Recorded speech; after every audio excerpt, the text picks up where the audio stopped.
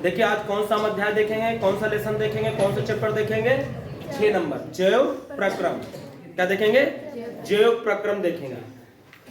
अगर हम आपसे ये पूछें या आपसे कोई पूछे या लोगों से पूछते हैं लोग कि जो है सजीव और निर्जीव बताइए किसे बोलते हैं? सजीव और निर्जीव क्या होते हैं?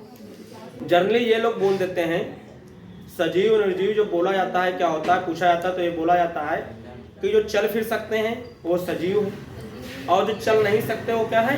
निर्जीव है। लेकिन ये नहीं कहा जा सकता, ये कोई जरूरी नहीं है, क्योंकि चलते तो पंखे भी हैं, चलती तो गाड़ियां भी हैं।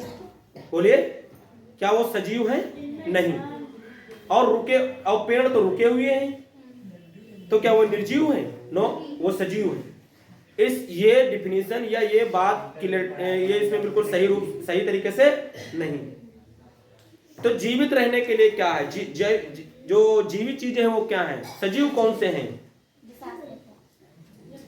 तो हम इसमें ये बोल सकते हैं कि जीवित रहने के लिए जो उसमें विभिन्न प्रकार की क्रियाएं होती हैं वो रहनी चाहिए। ठीक है, अगर वो किसी चीज में क्या होता है जीवित रहने के लिए या जिसमें विभिन्न प्रकार की क्रियाएं पाई जाती हैं, क्या पाई जाती हैं? जिसमें विभिन्न प्रकार की क्या पाई जाती हैं? क्रियाएं पाई जाती हैं। अगर वो क्रियाएं हो रही हैं तो इसका मतलब वो चीज क्या है? सजीव है। जैसे कोई आदमी या डॉक्टर मान लो कोई आदमी की किसी आदमी की डेथ हो गई, किसी की डेथ हो गई किसी जीव की, वो कैसे पता लगाया क्या कि इसकी डेथ हो गई या ये जिंदा है या मरा हुआ है? कैसे पता लगाएगा? क्योंकि उसकी सारी जो क्रियाएं होंगी वो क्या हो जाएंगी? सारी संक्रियाएं बंद हो जाएंगी, उसकी कोई क्रियाएं नहीं होंगी। जब तक वो जीव की सारी क्रियाएं रहती हैं, संक्रियाएं उसमें होती रहती हैं, तब तक तो क्या बोला जाता है? वो सजीव बोला जाता है। जब उसकी सारी संक्रियाएं क्या हो जाएंगी? बंद हो जाएंगी, तो क्या कहलाएगा? वो निर्जीव कहलाएगा। फिर वो सजीव नहीं रह जाता।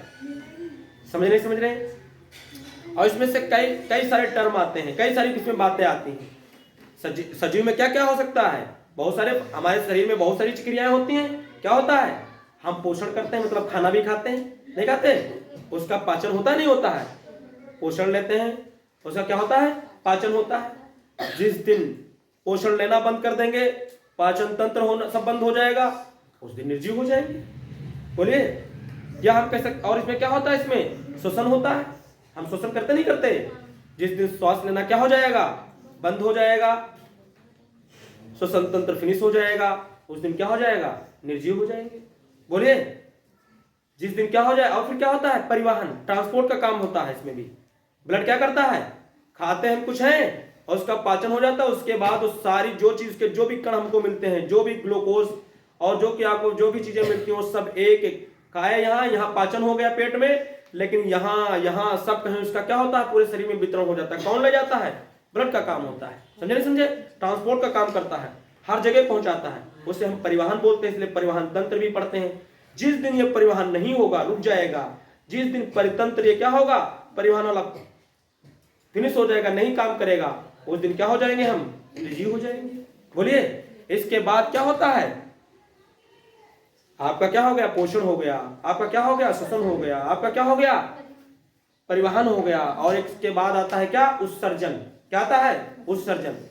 बहुत सारी चीजें हम ऐसी खाते पीते रहते हैं और उसके बाद जो शरीर हमारा क्या करता है?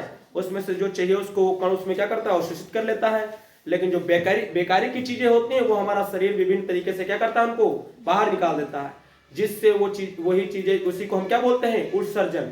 तो इसको हम उत्सर्जन तंत्र बोलते हैं। क्या बोलते हैं इसको? हम उत्सर्जन तंत्र बोलते हैं। और जिस दिन उत्सर्जन तंत्र बंद हो जाएगा, काम नहीं करेगा, उस दिन भी इंसान क्या हो जाएगा?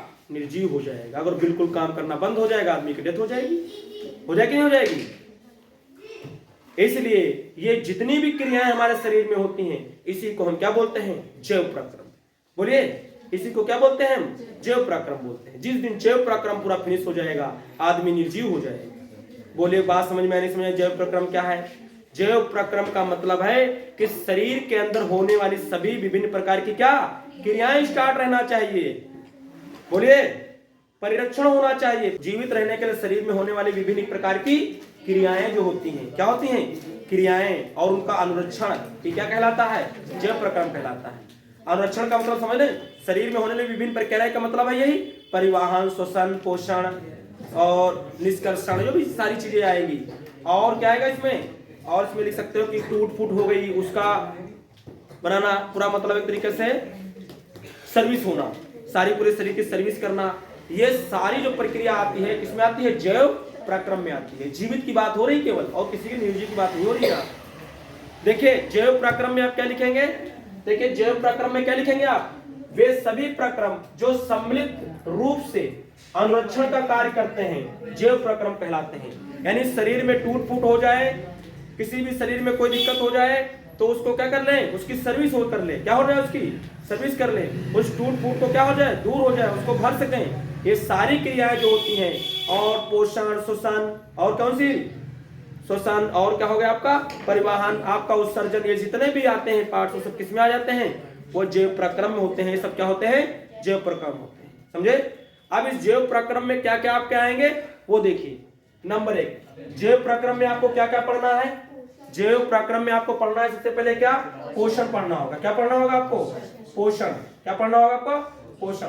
और पोषण के अंतर्गत हम पढ़ेंगे पाचन तंत्र। क्या पढ़ेंगे, पोषण के अंतर्गत पढ़ेंगे पाचन तंत्र, जो कि पेपर में मिलेगा तुमको। नंबर 2 हम क्या पढ़ेंगे, श्वसन। क्या पढ़ेंगे, श्वसन पढ़ेंगे। क्या पढ़ेंगे हम, श्वसन पढ़ेंगे। और श्वसन में क्या आएगा, श्वसन तंत्र आएगा। क्या पढ़ा आएगा, पूरा श्वसन तंत्र आएगा, उसके बारे में भी हम पढ़ेंगे, ठीक है। और नंबर 3 क्या आएगा आपका, आपका आएगा क्या, परिवहन। क्या आएगा आपका, परिवहन। परिवहन आपका आएगा, क्या आएगा आपका, परिवहन, पूरा परिवहन तंत्र आएगा, उसके बारे में पढ़ेंगे। क्या पढ़ेंगे हम, परिवहन तंत्र के बारे में पढ़ेंगे। और 4 नंबर पर क्या आ जाएगा आपका, आपका आ जाएगा क्या, आपका पोषण हो गया, श्वसन हो गया, परिवहन हो गया, और आपका क्या आ जाएगा, आपका उत्सर्जन। क्या आएगा, उत्सर्जन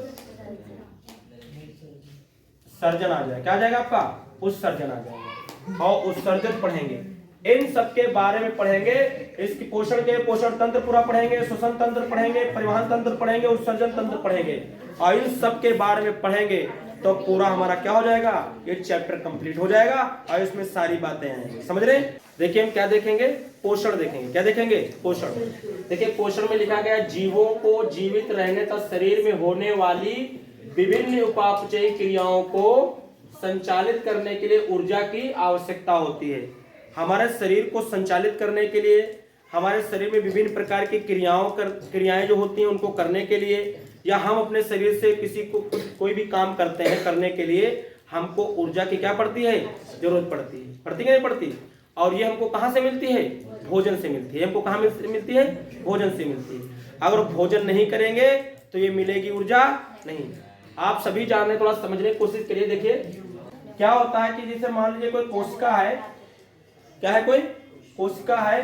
क्या होता है कि जब हम भोजन करते हैं तो भोजन से, भोजन का पाचन होता है, पाचन के बाद छोटी आंत में क्या होता है, अवशोषण होता है। अवशोषण होने के बाद जो ग्लूकोज वगैरह बनता है वो जाकर के ब्लड के द्वारा जाकर के कहां पहुंच जाता है, वो कोशिका में पहुंच जाता है। कहां पहुंच जाता है, वो कोशिका में।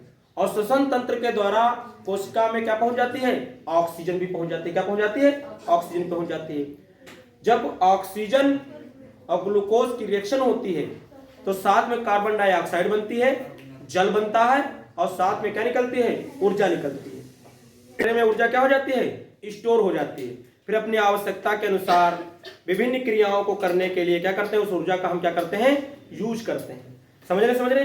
तो वही लिखा गया है कि जीवों को जीवित रहने तक शरीर में होने वाली विभिन्न उपापचयी क्रियाओं को संचालित करने के लिए ऊर्जा की क्या होती है, आवश्यकता होती है। ये ऊर्जा कहां से हमको मिलती है, भोजन से मिलती है। इसे लिखा गया है, करने के लिए ऊर्जा की आवश्यकता होती है। यह ऊर्जा कहां से मिलती है हमको, भोजन से प्राप्त होती है। विभिन्न प्रकार के जीव भोजन के लिए विभिन्न विधियां अपनाते हैं। उसके बाद ये कह रहा है, जीव भोजन के लिए विभिन्न विधियां अपनाते हैं। भोजन ग्रहण करने से लेकर पाचन, भोजन ग्रहण करने के बाद क्या होगा, उसका पाचन होगा, उसका अवशोषण होगा, फिर कोशिकाओं तक पहुंचाने, यानी कोशिकाओं तक वो फिर क्या होगा, वो अभी बताया कि छोटी आंत से अवशोषित होकर वो क्या पहुंच जाता है, कोशिकाओं तक पहुंच जाता है। फिर कोशिका में उसके ऊर्जा उत्पादन में प्रयोग करने, फिर उसका ऊर्जा, ये जो भोजन अवशोषित हो जाता है ये फिर वहां क्या होता है, ऊर्जा का उत्पादन होता है जब ऑक्सीजन मिलती है। अथवा जीव द्रव्य में स्वांगीकृत करने, और फिर जीव द्रव्य में उसको क्या होता है, वो मिल जाता है।